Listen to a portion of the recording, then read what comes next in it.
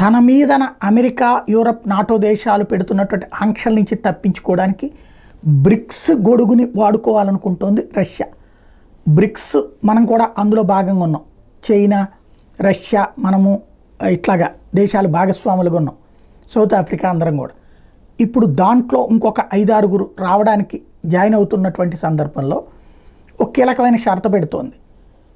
Bricks అనేటువంటిది America లేదా Europe దేశాలు విధించే శాంక్షన్స్ను పట్టించుకోకూడదు, అంటే ఆంక్షలు పట్టించుకోకూడదు.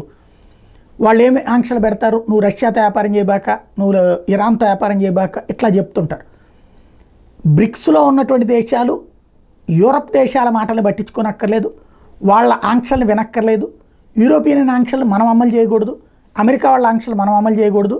అట్లా ఉండే వాళ్ళందరూ ఒక గొడుగు కిందకు వద్దామని చెప్తుంది. ఓ రకంగా చెప్పాలంటే అమెరికా, యూరప్ దేశాలని ధిక్కరించే కూటమిగా మనం ఉందాం అంటూ రష్యా కొత్త ఎత్తు వేస్తోంది.